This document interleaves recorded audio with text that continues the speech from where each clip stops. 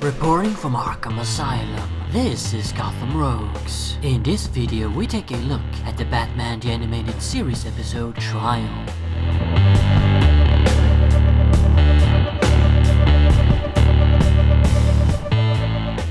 The episode Trial was written by Paul Dini and Bruce Timm and directed by Dan Reba. In it, Batman is lured into an ambush by Poison Ivy and Harley Quinn, who drug the Dark Knight and bring him to Arkham Asylum. With the help of the Mad Hatter's mind control technology, the Rogues have seized the asylum and they plan to hold a mock trial there with the goal to declare Batman guilty of creating them all. The Joker acts as judge.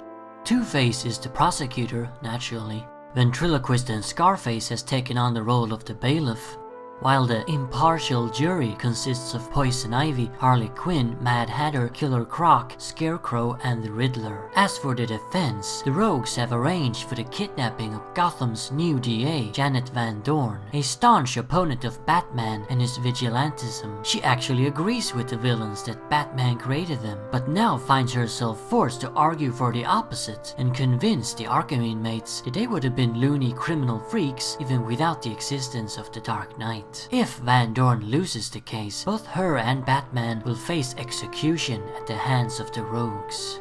Just like the episode Almost Got Him, Trial takes its cues from the classic 1977 comic Where Were You the Night Batman Was Killed. In that story, the villains got together and held a trial in order to figure out who was responsible for their arch-enemy's apparent death. Of course, in this episode we don't get any short vignettes. The plot is all set in the present with a linear structure. Most of it takes place in a mock courtroom at Arkham, and there isn't really that much action until the ending. But it doesn't matter, in fact, I like it that way. Seeing all these rogues, and this was the biggest collection of villains we ever got on the show, holding a trial together is way more entertaining than any big action scene with the Batmobile or whatever could ever be. Like I've said many times before in several different videos, I just love it when these guys interact with each other. I also think that trial scenarios works great with the Bat-Rogues. Maybe that's just because one of them, namely Two-Face, used to be an actual prosecutor. I'm not sure. So the driving theme of this episode is the idea of who created who. Did Batman create the villains or vice versa? In the comics and the Dark Knight trilogy, it's established that it is indeed Batman who inadvertently inspired these already sick people to play dress-up.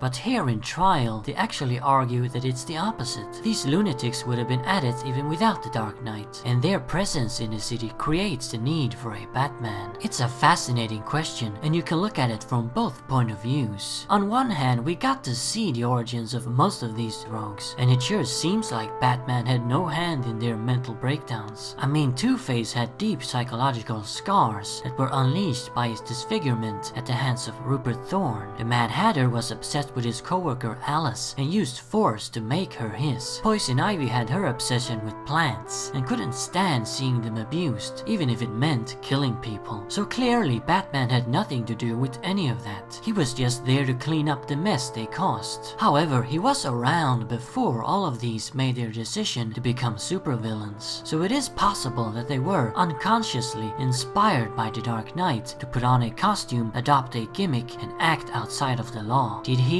unknowingly give them that final push they needed? I'm not sure if I'd say this episode suggests that, but it is one interpretation that you can take away from it, especially when viewing the entire series as a whole.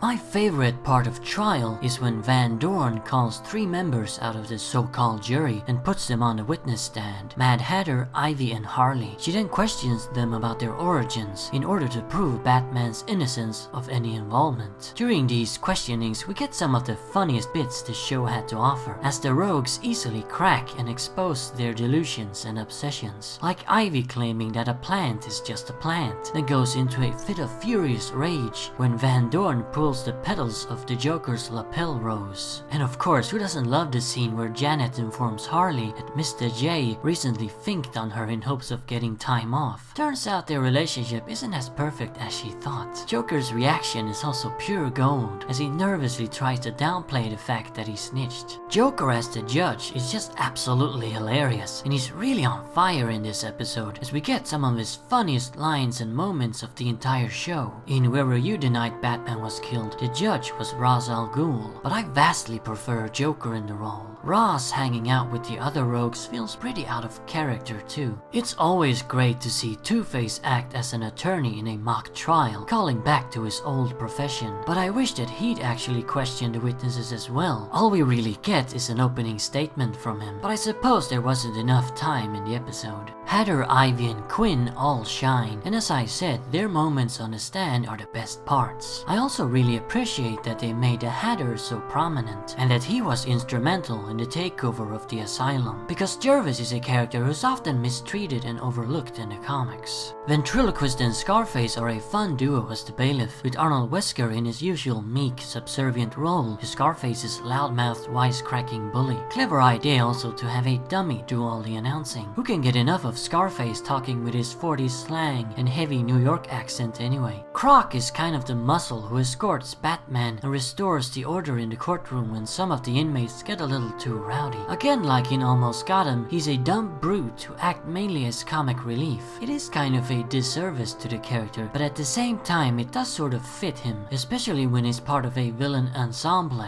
As for the Scarecrow, it's well known that his voice actor, Henry Pollock II, was recuperating from throat surgery when trial was being made, hence Crane has no lines. He does appear quite a lot though, both as a member of the jury and in helping Croc with maintaining order. Honestly, the fact that he never speaks actually just makes him seem creepier and less human in my opinion, which is a good thing for the Scarecrow of course. And then finally we have the Riddler. Yeah, he does nothing, just sits there, no lines. I'm pretty sure he never even moves. Basically, he's just there to fill out the background. Oh well, rather him than some random unnamed Arkham inmate. Of course, if this episode has a protagonist, it's neither Batman nor any of the rogues. It's DA Janet Van Dorn. She's the one who goes through a character arc, as during the course of the episode, she's forced to question her stance on Batman and vigilantism. I would have liked to have seen more of Van Dorn in the animated series, but sadly we didn't get much. In conclusion, if you love Batman villains, then this episode is just pure joy, as it's one of the biggest rogue fests we've ever gotten. It's also remarkable that with so many characters squeezed in, none of them really feel shafted. Well, except for Riddler maybe. In my review of Almost Got Him, I couldn't decide which episode between these two I'd put as my number one. And now having reviewed both of them, I still can't. If I ever do a best Batman animated series episodes video, I guess I have to pick one over the other, but for now, it's a tie. So there you have it. That's the Batman animated series episode, Trial. Remember, Arkham Asylum awaits you in the next video.